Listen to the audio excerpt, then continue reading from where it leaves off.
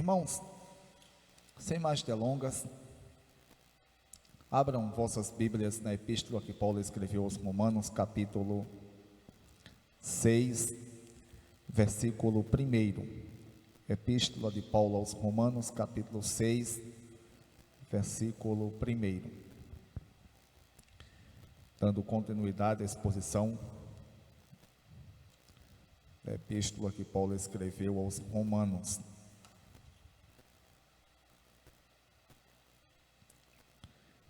Acredito que os irmãos tenham aprendido bastante com esta epístola. Iremos aprender ainda muito mais.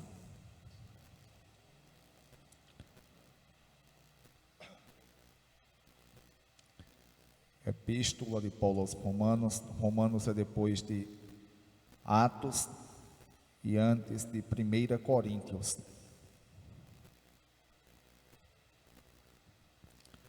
Os irmãos encontraram? Diz assim: que diremos então? Continuaremos pecando para que a graça aumente? De maneira nenhuma. Nós, os que morremos para o pecado, como podemos continuar vivendo nele? Ou vocês não sabem que todos nós que fomos batizados em Cristo Jesus, fomos batizados em sua morte? Portanto, fomos sepultados com ele na morte por meio do batismo, a fim de que, assim como Cristo ressuscitou dos mortos mediante a glória do Pai, também nós vivamos uma vida nova.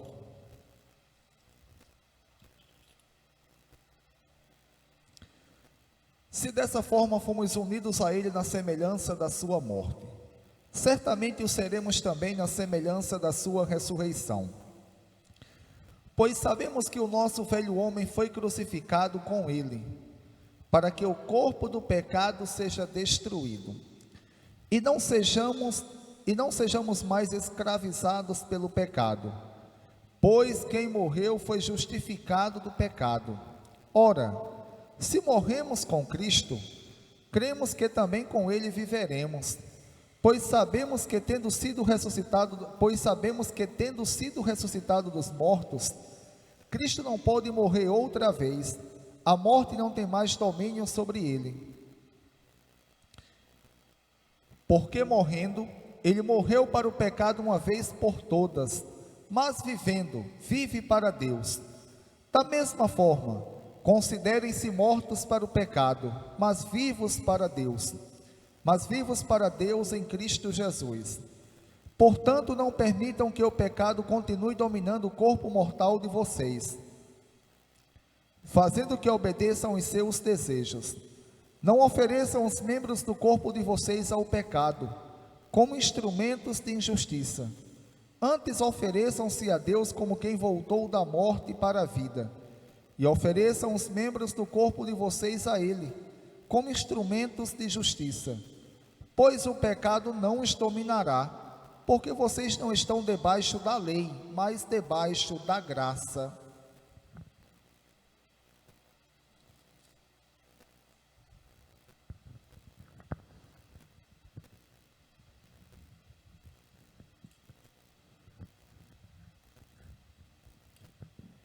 Oremos ao nosso Deus.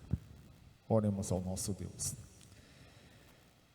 Deus eterno, santo, excelso e majestoso Pai, em nome do teu Filho amado Jesus, te louvo, te agradeço por tudo que o Senhor tem nos concedido, pela chuva, Deus, maravilhosa que o Senhor nos tem dado, pela saúde, pela paz, por ter, Deus, nos livrado de todo tipo de mal, de tudo que Satanás e seus demônios, ou os demônios que estão aliados a ele, fazem para destruir nossa comunhão com o Senhor.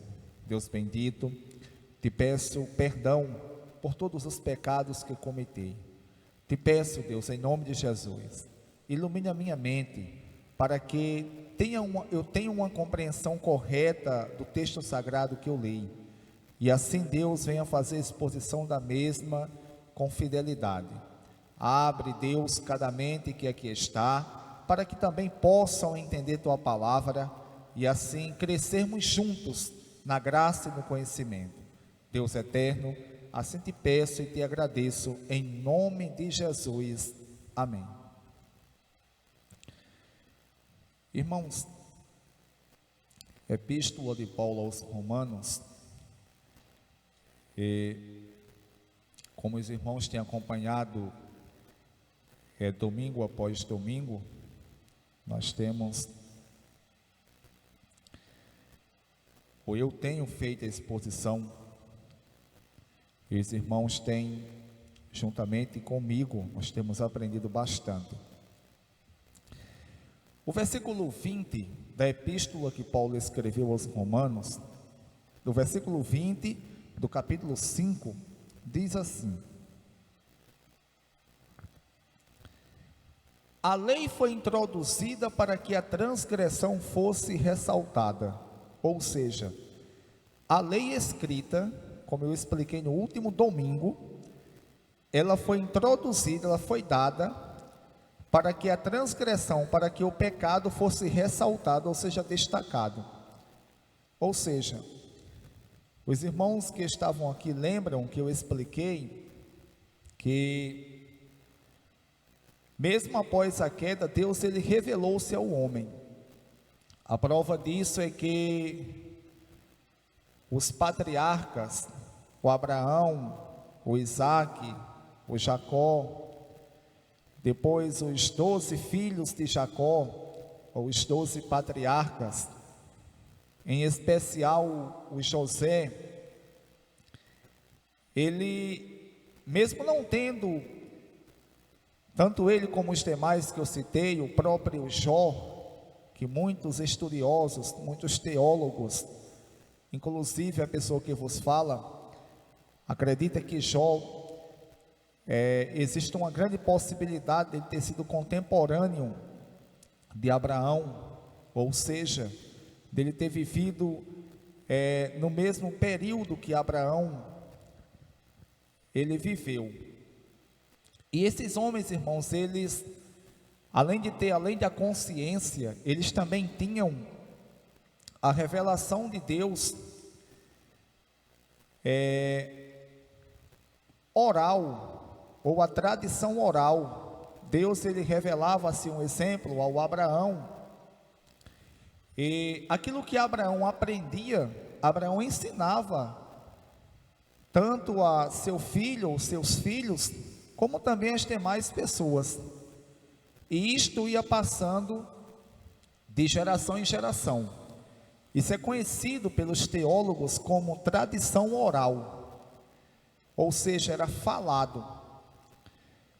E 430 anos e 3 meses após, ou depois que Deus fez a promessa a Abraão, Deus, ele dá a lei escrita, exatamente para quê? Para destacar o pecado do homem. Agora está escrito, além de os judeus ali, ou os patriarcas, eles ensinarem, os judeus agora, ou os israelitas,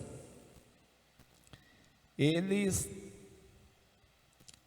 agora tinham uma lei escrita. Então, por isso que o texto diz, a lei foi introduzida para que a transgressão fosse ressaltada, ou seja, destacada.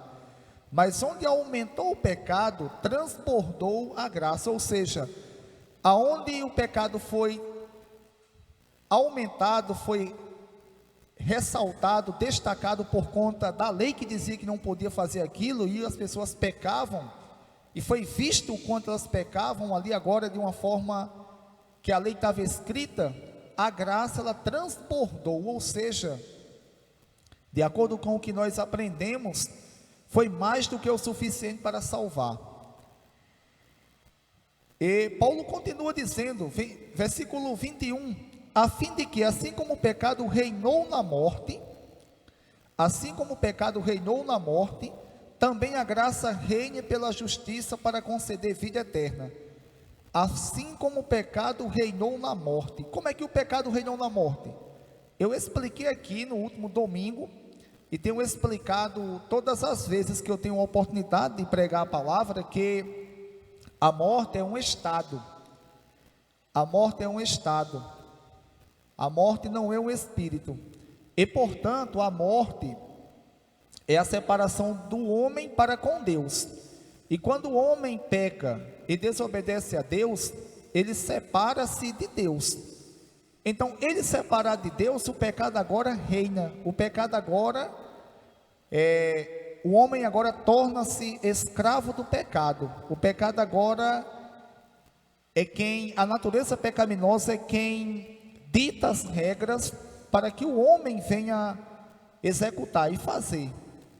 A prova disso é que as pessoas que estão escravizadas pelo pecado, que ainda não são crentes, são pessoas que não se importam quando pecam. Elas podem até se incomodar por alguns momentos, exatamente por conta das consequências do pecado, mas elas não se importam.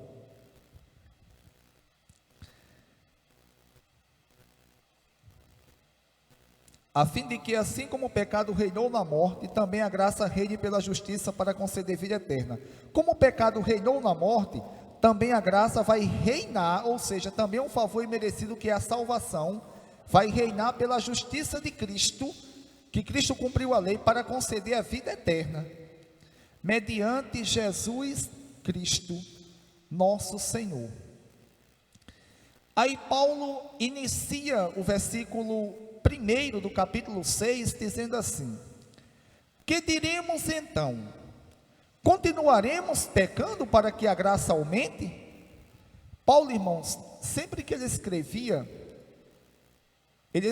inspirado pelo Espírito Santo, e o Espírito Santo, ele é a supremacia do saber. Ele sabia que, ao inspirar Paulo a escrever, Paulo, as pessoas, os ouvintes que iriam ler essa epístola, eles iam se indagar. E, portanto, diante disso, sempre que Paulo escrevia como que ele estivesse falando com um interlocutor, ou seja, com outra pessoa. O Espírito Santo, ele previu que surgiria indagações, por isso que ele diz, que diremos então? Continuaremos pecando para que a graça aumente? Porque se a lei foi dada, a lei foi introduzida para que a transgressão fosse ressaltada, aí Paulo imagina que vai surgir alguém que vai perguntar: que diremos então? Continuaremos pecando para que a graça aumente? Versículo 2, Paulo mesmo responde: de maneira nenhuma. Nós, os que morremos para o pecado, como podemos continuar vivendo nele? Não tem como, né? Nós, os que morremos pelo pecado, nós, os que morremos para o pecado, como continuaremos vivendo ainda nele? Ou seja, vivendo, sendo escravizados nele. Não tem como, não tem possibilidade alguma. Irmãos, nós, os que morremos para o pecado, como podemos continuar vivendo nele? Depois eu vou detalhar mais essa questão de morrer para o pecado. Ou vocês não sabem que todos nós que fomos batizados em Cristo Jesus, fomos batizados em sua morte? Olha o que Paulo diz: ou vocês não sabem que todos nós que fomos batizados em Cristo Jesus, fomos batizados em sua morte? Irmãos, sempre que eu tenho uma oportunidade de pregar, ou até mesmo conversar com alguns irmãos, em relação ao que as Escrituras falam, eu tenho sempre muito cuidado quando vou falar acerca do batismo. Algumas pessoas, ou alguns segmentos religiosos, eles entendem que o batismo ele tem poder salvífico. O que é isso? Que a pessoa só é salva após ela ser batizada. Exemplo disso, tem um segmento religioso aqui em Riachão, chamado os Discípulos, que tem como chefe o filho de Ana Maria, e tem alguns que auxiliam ele na chefia também. Então, falando chefia, é porque tem uma palavrinha que eu ia dizer aqui agora, porque eu esqueci.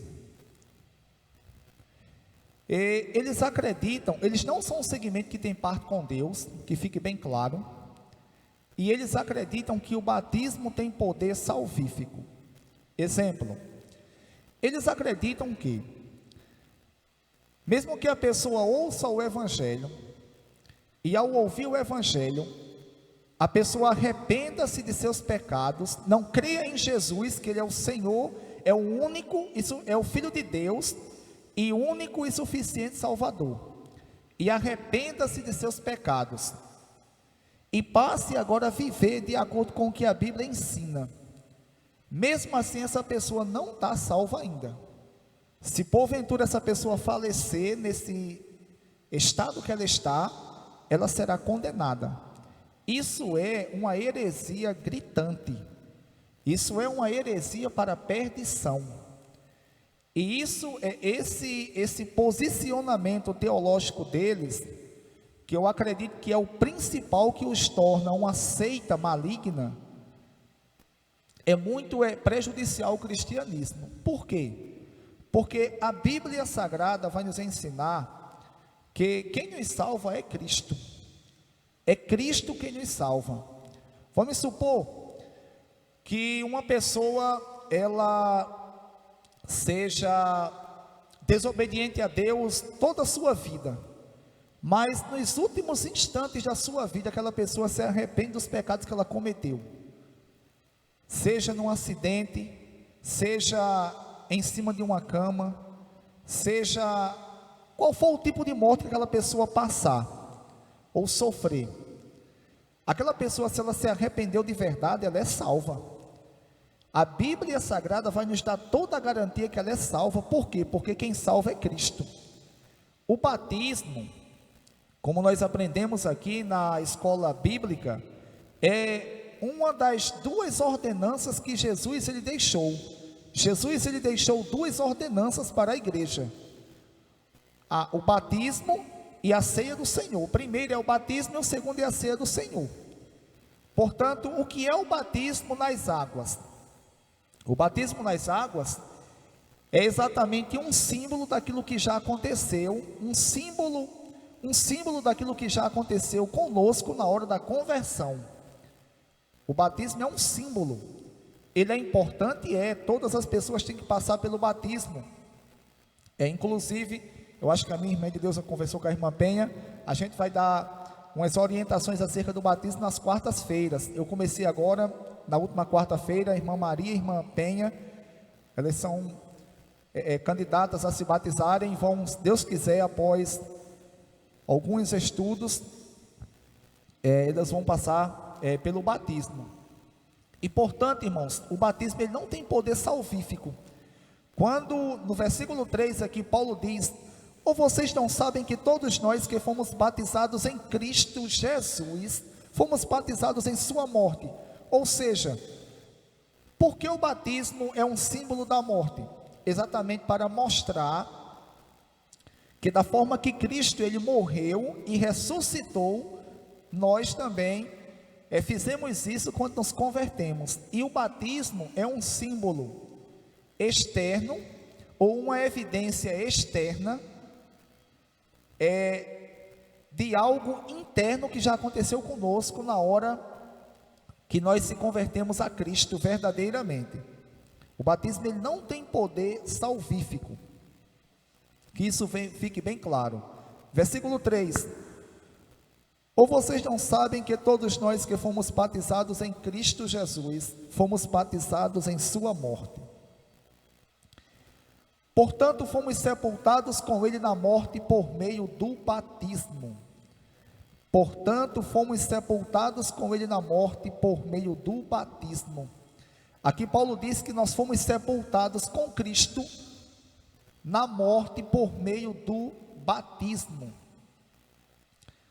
Ou seja, um símbolo daquilo que aconteceu conosco lá quando nos convertemos, a fim de que, assim como Cristo foi ressuscitado dos mortos mediante a glória do Pai, também nós vivamos uma vida nova.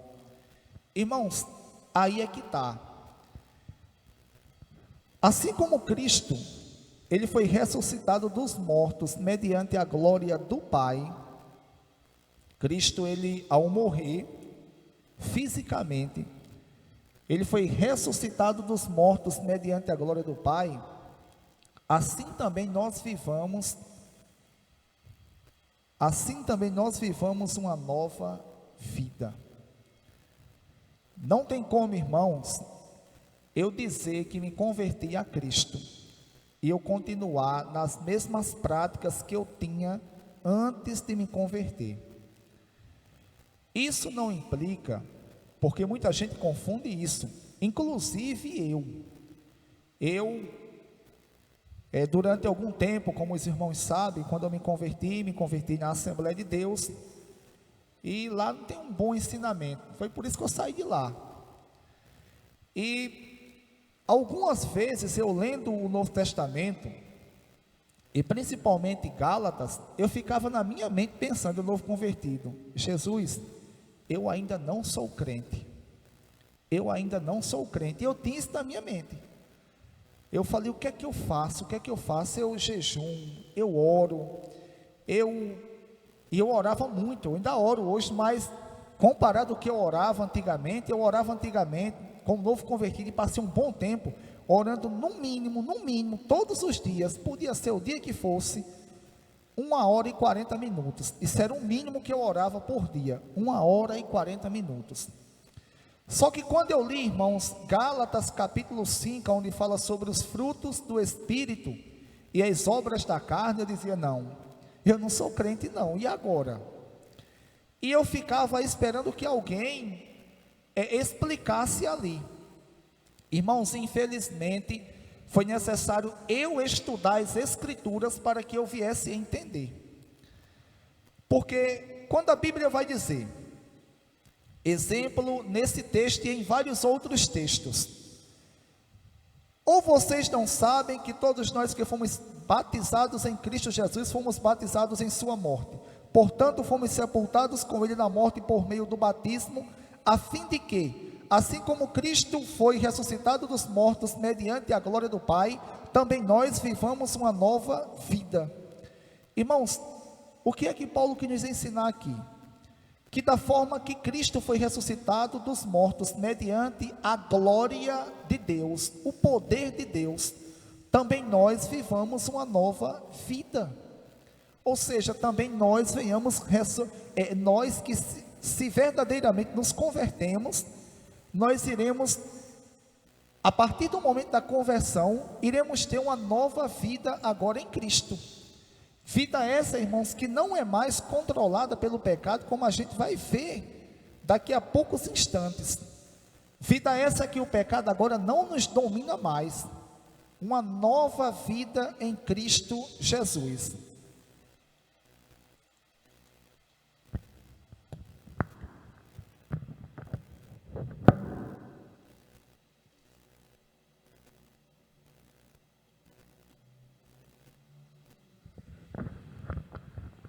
Deixa eu ir partindo o bolo devagarzinho aqui. Se dessa forma fomos unidos a Ele na semelhança da sua morte. Se dessa forma fomos unidos a Ele na semelhança da sua morte. Certamente o seremos também na semelhança da sua ressurreição.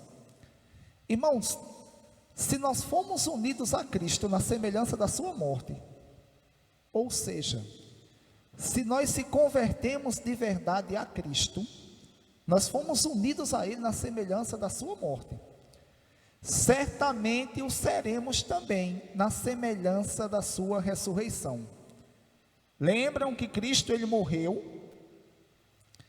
Ele era homem perfeito, e Ele morreu, só que Ele ressuscitou num corpo palpável, em um corpo palpável, só que um corpo imortal, um corpo que não sofre mais as consequências, um corpo que não tem mais as limitações humanas que nós temos hoje e que Cristo tinha, mesmo sendo num corpo, mesmo sendo na natureza de Adão, mesmo Cristo tendo aquela natureza de Adão, ele não sofre mais aquelas limitações que nós tínhamos. Exemplo disso, Cristo ele atravessava a parede. Ele estava aqui, os apóstolos estavam em um determinado local e de repente Cristo ele vinha e atravessava a parede aparecia ali, passava as portas, atravessava as portas ou as paredes e depois Cristo sumia.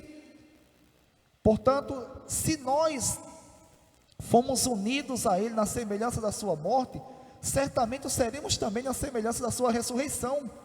E Paulo explica como é essa semelhança. Pois sabemos que o nosso velho homem foi crucificado com Ele, para que o corpo do pecado seja destruído e não sejamos mais escravos do pecado. Paulo explica, irmãos, diz: pois sabemos que o nosso velho homem foi crucificado com Ele, para que o corpo do pecado seja destruído. Que velho homem é esse, irmãos, que foi crucificado com Cristo? A nossa natureza pecaminosa. Lembra que nós aprendemos no próprio livro de Romanos, e iremos ver o quanto essa natureza pecaminosa ela é prejudicial ao ser humano quando estudarmos, ou quando fizer a exposição do capítulo 7.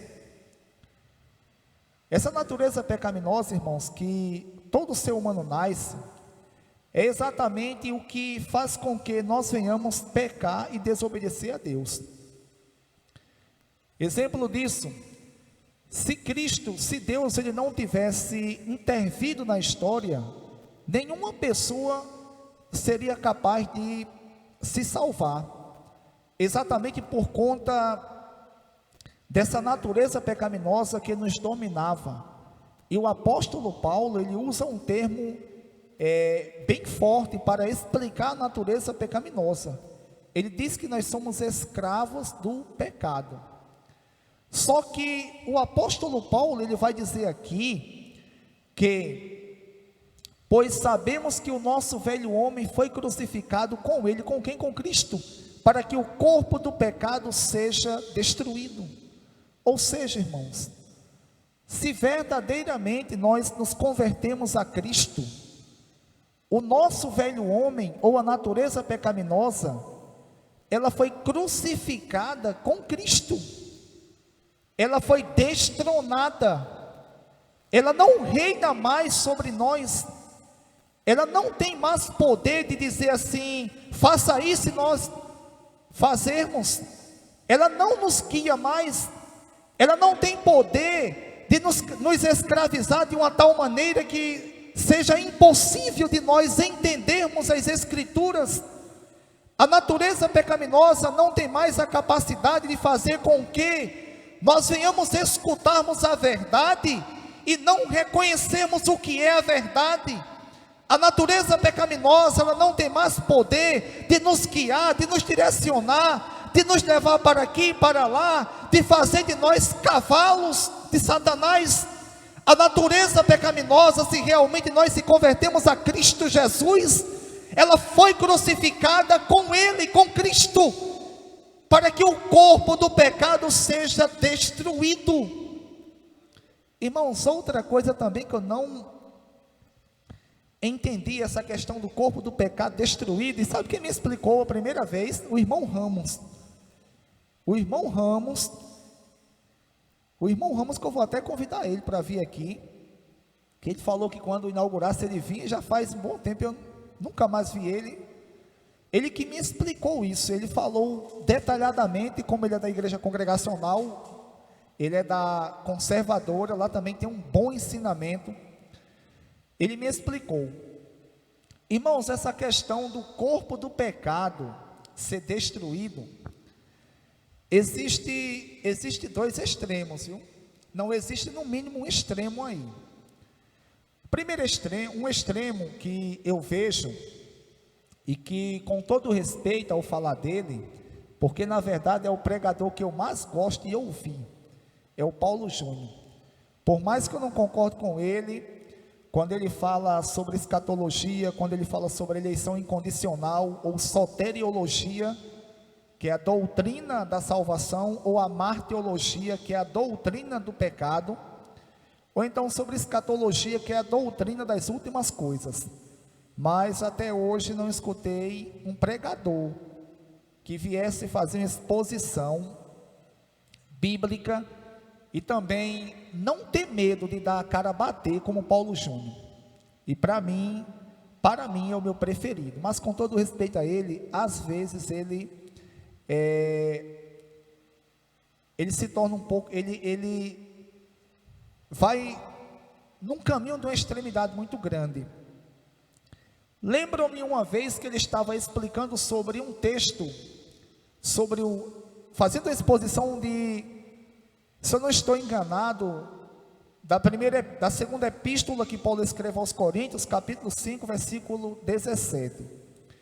E ele expondo que quem está em Cristo, nova criatura é, as coisas velhas se passaram e tudo se fez novo. Ele diz, irmãos, o seguinte, e eu discordo disso porque as Escrituras também discordam, e com todo respeito a ele, acredito que ele está errado. Ele diz que nós que somos, que nascemos de novo, nós não temos, ele falou, não é que a gente não adultere, não engane, não cometa pecado, porque a gente acredite que aquilo é errado, é porque a gente não tem prazer. E ele disse uma coisa, isso aí está certo, isso aí no caso que ele falou, ele disse, olha, tem pessoas que estão na igreja e eles até não fazem isso, não fazem aquilo outro, mas eles não fazem, não é porque eles são novas criaturas, não, é porque eles ficam se segurando. Irmãos, e nisso aí ele está errado, porque realmente, quando a Bíblia vai dizer o seguinte, versículo 6, pois sabemos que o nosso velho homem foi crucificado com Cristo, para que o corpo do pecado seja destruído. A ideia de destruído aqui, a palavra destruído aqui, ela é uma palavra figurada, é uma palavra figurada para destronado, está entendendo? Não é que a natureza pecaminosa foi completamente destruída, não, porque se fosse, nós não teríamos desejo algum de pecar realmente, mas nós temos, e nós pecamos, e nós desobedecemos a Deus, e nós fazemos coisas que são contrárias à vontade de Deus, e na verdade pecamos contra Deus, e claro que por termos uma nova natureza essa que foi concebida pelo Espírito Santo a nós, aí nós não nos contentamos mais com o pecado, porque como disse no versículo 6, na parte A, o pecado ele foi crucificado com Cristo, e portanto, nós não temos mais prazer em pecar, em desobedecer, em fazer aquilo que desagrada a Deus, pelo contrário, ao pecarmos, agora sentimos prazer em pedirmos perdão a Deus. Então, irmãos, é necessário nós estudarmos as Escrituras para sabermos o que a Bíblia diz acerca de certas coisas, para a gente não ficar engolindo qualquer coisa. Pronto, ontem mesmo, o expositor, meu amigo, o cara é tremendo, o cara é super inteligente, o cara que pregou lá e está hoje também na igreja sede, um ensinamento que, aquela pregação que ela teve 2 tempos, teve até um tempo de perguntas, aquela pregação que parece que foi 5 minutos, mas foi mais de 1 hora, juntando tudo. Mas ele falou uma coisa que eu discordo, e disse a Mirosmar, e vocês vão de concordar comigo, e não é porque eu estou dizendo não, sabe o que ele disse? Ele disse, olha, um rapaz Foi o pastor Júnior que perguntou. Pastor, que ele abriu um tempo para perguntas, como é uma conferência teológica. Pastor,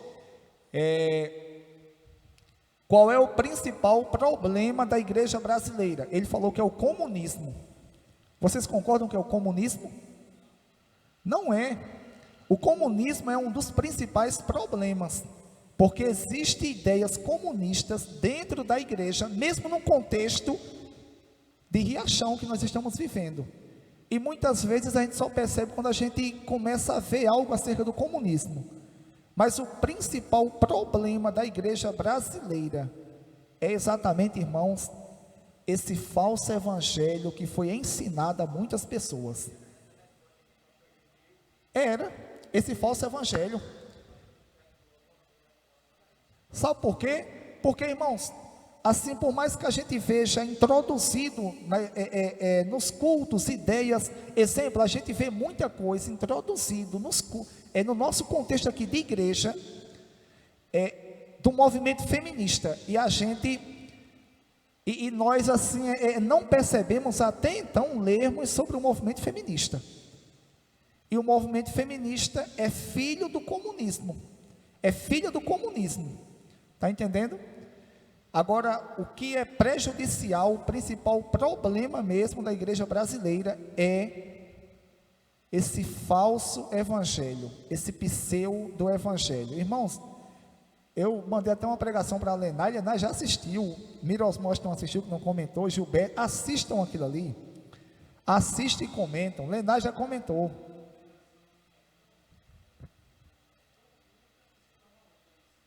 Não, você falou uma coisa correta, é tão curta como aquela do cara que Joca falou que ele fica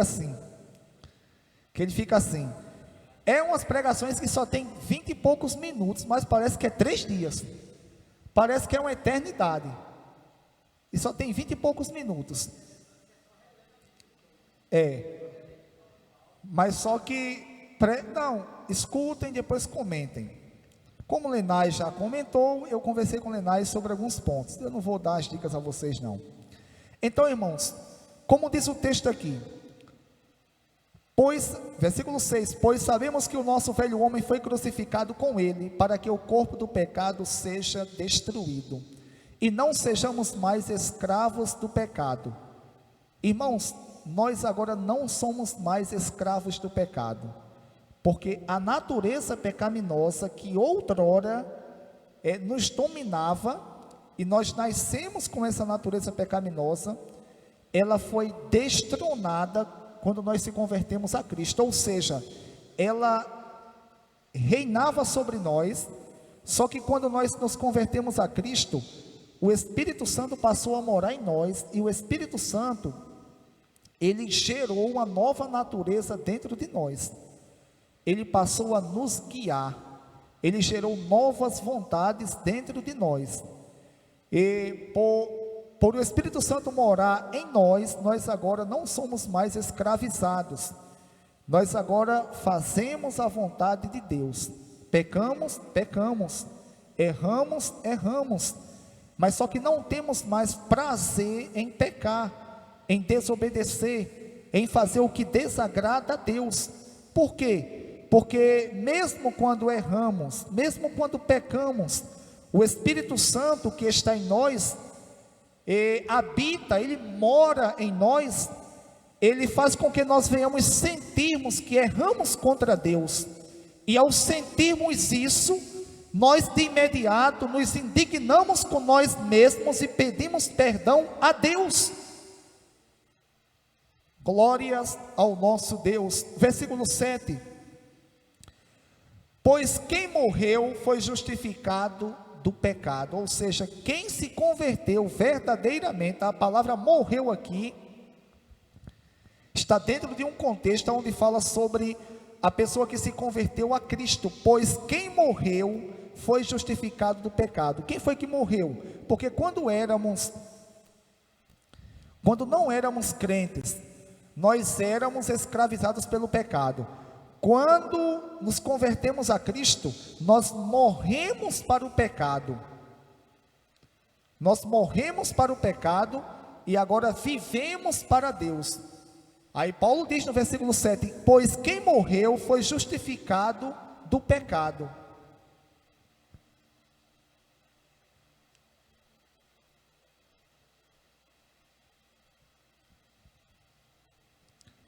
Ora, se morremos com Cristo, cremos que também com Ele viveremos.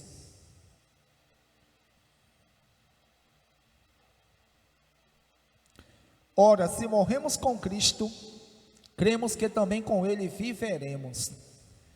Irmãos, se nós realmente se convertemos a Cristo e morremos para o pecado, nós morremos junto com Ele na semelhança do batismo, como aprendemos, que isso aconteceu na verdade quando nos convertemos, e cremos que também com Ele viveremos, ou seja, teremos uma nova vida. Versículo 9: pois sabemos que tendo sido ressuscitado dos mortos, Cristo não pode morrer outra vez. A morte não tem mais domínio sobre Ele. Os irmãos sabem disso, né? Que Cristo não pode morrer mais. Exatamente porque Cristo, quando morreu, morreu como homem. Só que quando Ele ressuscitou como homem, só que num corpo glorificado. E Ele não pode morrer mais. Então que isso fique bem claro para os irmãos. Pois sabemos que tendo sido ressuscitados dos mortos, Cristo não pode morrer outra vez. A morte não tem mais domínio sobre Ele. Porque morrendo, Ele morreu para o pecado uma vez por todas. Irmãos,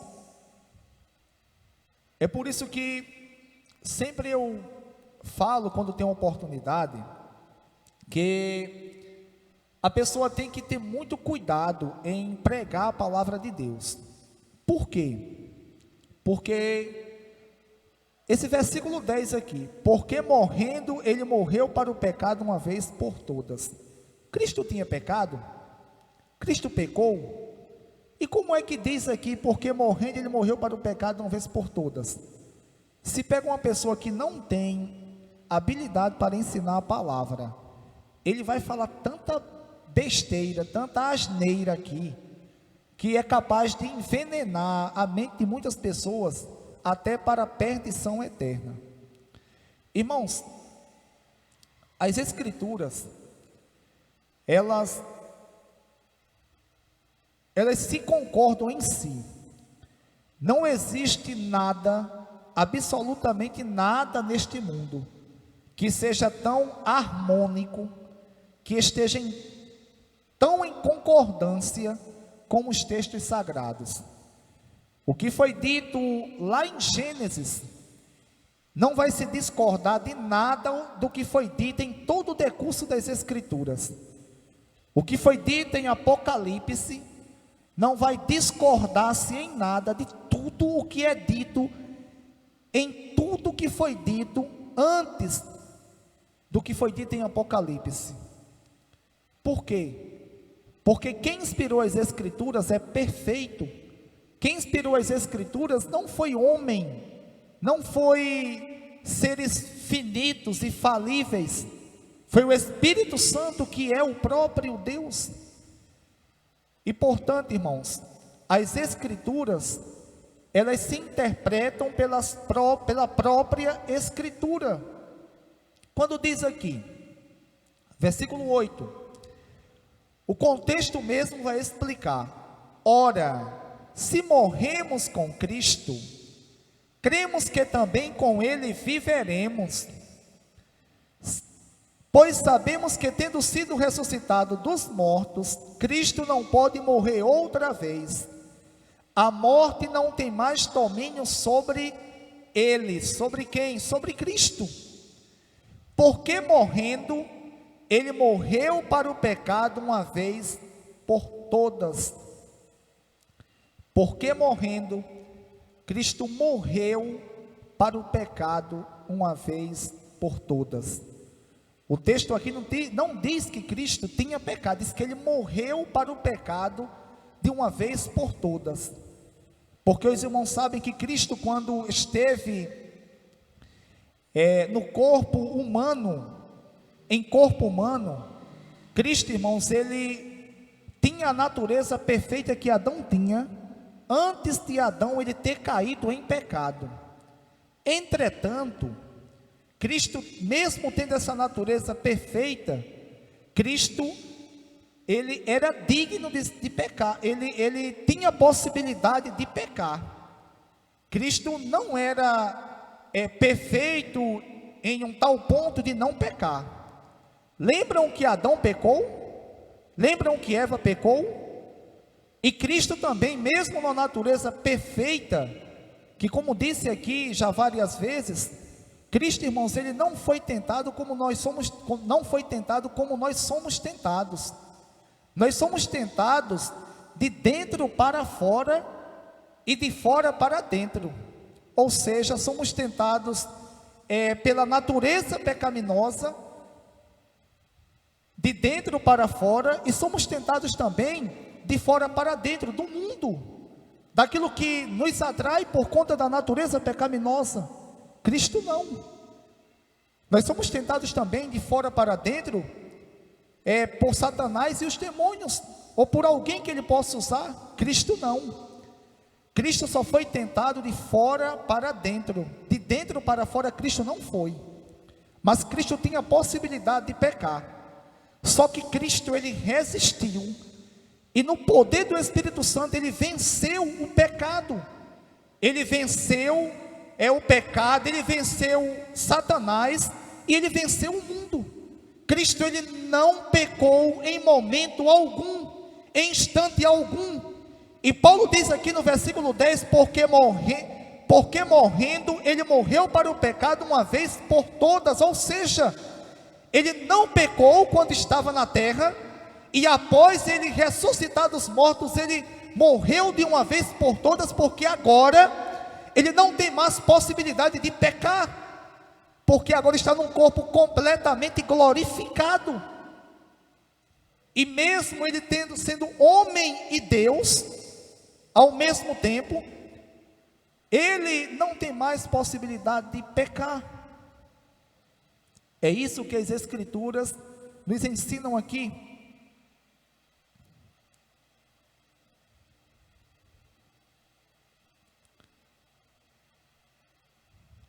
Porque morrendo, ele morreu para o pecado uma vez por todas, mas vivendo, vive para Deus. Da mesma forma,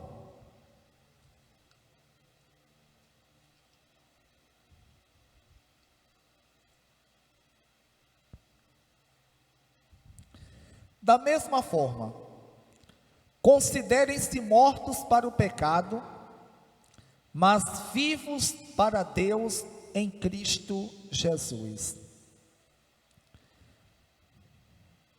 Irmãos, Paulo aqui diz, no versículo 11, da mesma forma, considerem-se mortos para o pecado, mas vivos para Deus. É isso que nós temos que considerar. Mortos para os pecados, mas vivos para Deus. Versículo 12. Portanto, não permitam que o pecado continue dominando o corpo mortal de vocês, fazendo que obedeçam aos seus desejos. Irmãos, olha o sinergismo aqui. Olha o sinergismo aqui na salvação. Eu sei que essa palavra, esse termo, é um tanto estranho para vocês, mas eu vou explicar. No contexto ou no meio dos cristãos, como eu tenho sempre ensinado, existem dois pensamentos em relação à salvação. Existe uma minoria que acredita que Deus, ele escolheu uma parte para se salvar, independentemente do que essas pessoas façam ou deixam de fazer. Isso, elas vão se salvar. Já o mesmo Deus escolheu outra parte da humanidade para se salvar, que independentemente do que elas fizerem ou deixarem de fazer, elas vão serem condenadas. As Escrituras, elas não nos ensinam isso. O outro pensamento é que Deus, Ele concedeu salvação a toda a humanidade. Agora só vai se salvar aqueles que quiserem se submeter a Cristo e reconhecer Ele como Senhor e Salvador das suas vidas e se submeter a Ele. Em meio a esses pensamentos, os que são chamados de calvinistas, eles acreditam que a salvação é monergista, ou seja, ela é unicamente de Deus, ela não tem parte alguma com o ser humano. É Deus que nos chama incondicionalmente e a gente não faz absolutamente nada para nos salvar. Tudo que a gente fizer foi Deus que preordenou. Se fizermos coisas ruins, foi Deus que preordenou. Se fizermos coisas boas, foi Deus que preordenou. Já os que são chamados de arminianos, eles acreditam que a salvação é sinergista, ou seja, existe a parte de Deus e a parte humana. A parte de Deus é a que Deus executou na pessoa de Cristo na cruz do Calvário, em pagar o preço que toda a humanidade devia a Deus por herdar o pecado de Adão, por causa de Adão e Eva. E essa salvação, ela é concedida a todos. Agora, só é aplicada, só é válida exatamente naqueles que querem se salvar, naqueles que querem se submeter a Cristo. É claro que em toda a aplicação da salvação,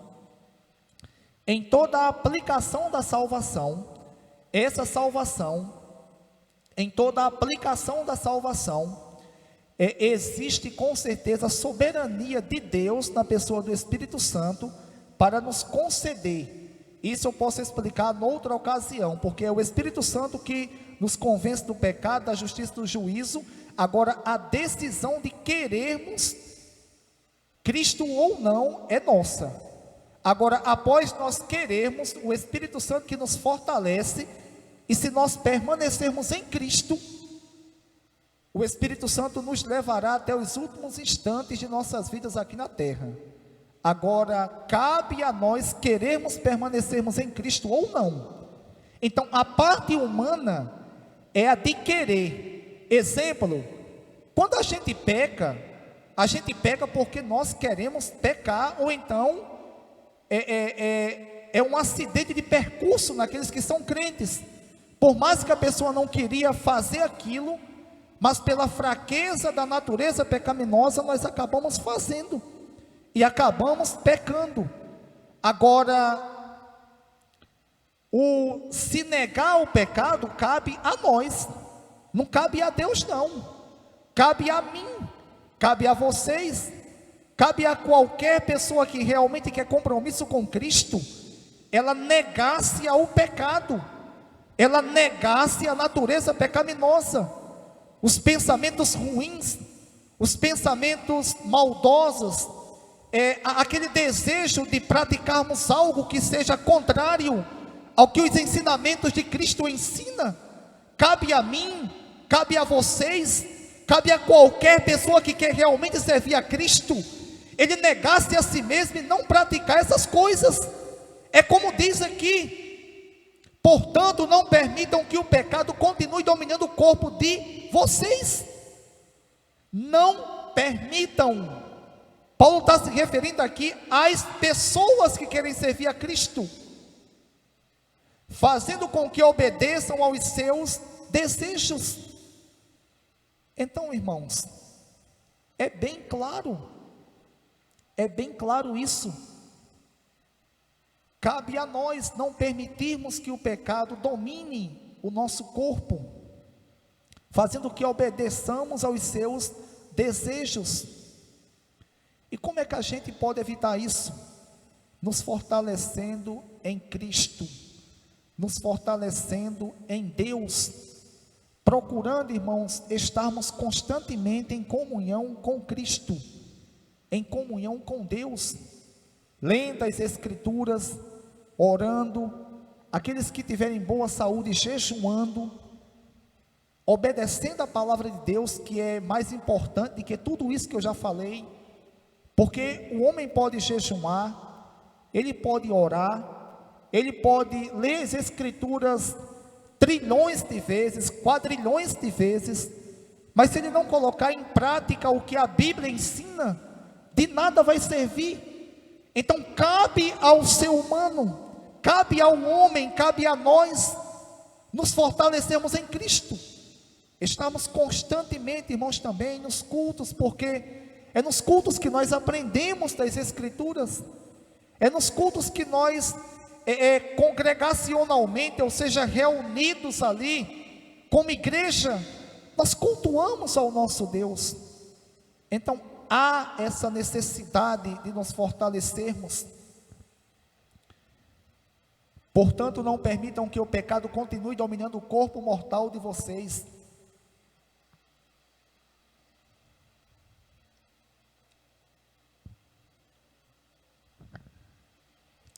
Fazendo que obedeçam aos seus desejos. Não ofereçam os membros do corpo de vocês ao pecado, como instrumentos de injustiça. Irmãos, o Espírito Santo, falando pela boca de Paulo, diz que nós não devemos oferecer os nossos membros como instrumentos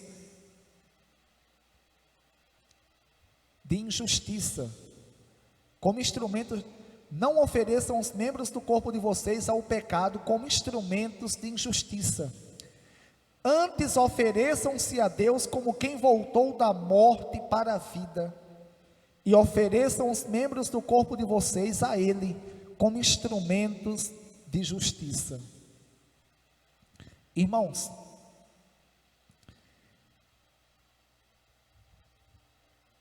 isso aqui que Paulo falou, tem várias implicações, ou várias coisas que nós podemos citar. Uma das tais é a forma de nos conduzirmos, a forma de nos vestirmos, a forma de nos comportarmos, a forma de agirmos. Tudo isso, irmãos, se nós não tivermos cuidado, nós estaremos oferecendo os nossos corpos como instrumento de injustiça, e não como instrumento de justiça ao nosso Deus. Eu já escutei algumas pessoas dizerem que é uma coisa um tanto, eu não vou dizer polêmico, mas um tanto assim,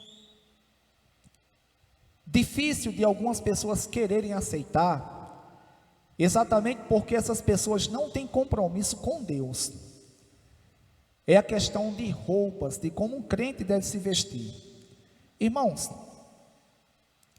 eu acredito que as irmãs aqui que já têm um pouco mais de idade, a minha mãe eu acho que é a mais velha que tem, mas a irmã Penha, a irmã Elizabeth, o irmão João, sim, a irmã Maria também, acho que é praticamente da idade da minha mãe. Vocês sabem muito bem, as senhoras sabem muito bem, que quando as senhoras eram solteiras ou adolescentes, as pessoas se vestiam de uma forma diferente, até quem não era crente. Se vocês verem mulheres hoje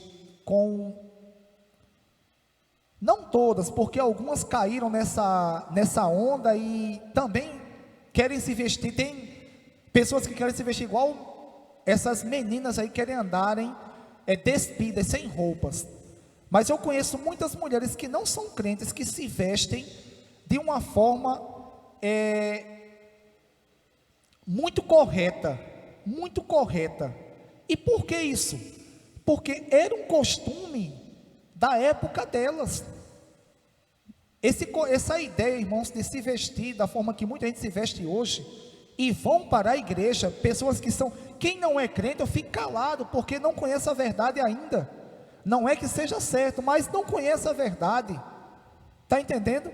Agora tem pessoas que são crentes e vão para a igreja, ou então andam na rua com roupas que, irmãos, fala sério. Isso é também oferecer seu corpo para a injustiça. E diga isso a homem e a mulher. E diga isso a homem e a mulher. Exemplo, nós que somos crentes, que somos homens, a gente não pode estar desfilando na rua sem camisa, não. A gente não pode receber uma mulher em nossa casa sem blusa, não. A gente tem que ter respeito, porque essa intimidade foi reservada para o casal. E quando eu digo casal, é quando é casado, porque se não for casado é dupla. É no máximo dupla. Isso eu estou sendo muito educado, é no máximo dupla. Casal é casal. Então, irmãos, a gente tem que ver essas questões. Também não se resume só a isso, não. Isso aí é um dos pontos. A forma da pessoa agir, a forma da pessoa se comportar, a forma da pessoa falar. Porque da forma que eu falo, estou também usando o meu corpo para a injustiça. Eu posso estar falando coisas que sejam incompatíveis com o que a palavra de Deus ensina. Isso pode acontecer. Eu não quero dizer, irmãos, que como cristão, como homem, eu não falho, eu não erro. Eu não digo coisa que seja contrário ao que as Escrituras nos ensinam. Digo, infelizmente, mas não é aquilo ali. Eu não sinto prazer naquilo. Aquilo acontece em uma conversa, como homem, como falho. Agora, o que não pode acontecer, como nós temos aprendido, é isto se tornar estilo de vida, é isto se tornar uma coisa normal, uma coisa que acontece comumente, acontece naturalmente entre nós, porque se isso acontecer, é uma prova mais do que cabível que nós não ainda se convertemos a Cristo. Então que nós venhamos, irmãos, termos cuidado. Versículo 14 para concluir. Pois o pecado não os dominará, porque vocês não estão debaixo da lei, mas debaixo da graça. Irmãos, um versículo que parece simples de ser interpretado, mas não é tão simples não. Pois o pecado não os dominará. Por que o pecado não domina? Porque não estamos debaixo da lei, mas debaixo da graça. Paulo, a gente tem que entender aqui que Paulo escreveu num contexto judaico, está entendendo? Portanto, os judeus, eles acreditavam que poderiam se salvar obedecendo à lei. E se eles obedecessem à lei, eles se salvariam. Vocês sabiam disso? Lá no Antigo Testamento diz isso. Se obedecer, se salvaria. Só que Deus sabia que eles não tinham possibilidade de cumprir completamente a lei. Porque Paulo fala em Romanos capítulo 10, se eu não estou enganado, versículo 4, que o fim da lei é Cristo. A lei foi dada para mostrar o pecado do ser humano. Se ele conseguisse viver por ela, ele se salvaria. Todavia, Deus sabia que ele não conseguiria. Aí Cristo foi incumbido, foi encarregado de vir e nos conceder essa bênção, essa graça, esse favor imerecido. Portanto, irmãos, o pecado não os dominará, porque não estamos debaixo da lei, mas debaixo da graça. Que fique bem claro. Para concluir o sermão, aquela pessoa que diz que é crente, e ele é dominado pelo pecado, dominado completamente, ele sente prazer em pecar, ele não dá o mínimo de testemunho que as Escrituras nos ensinam. Uma pessoa dessa, irmãos, ela não é convertida a Cristo, ela não está debaixo da graça, ela não nasceu de novo. Ela pode ter ido à igreja, ela pode ter ouvido o Evangelho, ela pode até gostar de pregar, ela pode gostar de ler as Escrituras, ela pode gostar de cantar, ela pode ser pastor, ela pode ser bispo, ela pode ser consagrada até a quarta pessoa da Trindade, mas de acordo com as Escrituras, se ela for dominada pelo pecado, ela não se converteu a Cristo. Porque no versículo, irmãos, no versículo 6, o Espírito Santo ele fala pela boca de Paulo: pois sabemos que o nosso velho homem foi crucificado com ele, com Cristo, para que o corpo do pecado seja destruído, seja destronado, e não sejamos mais escravos do pecado, pois quem morreu foi justificado por Cristo. Então o pecado não nos dominará mais. Nós agora cremos em Cristo, nós agora servimos a Deus, e com Cristo, irmãos, nos guiando, nos direcionando, nos fortalecendo, nos dando força, nós vencemos o pecado. Que Deus em Cristo, irmãos, que Deus em Cristo, irmãos, continue reinando sobre nossos corações. E desde já, convido os irmãos a ficarem de pé.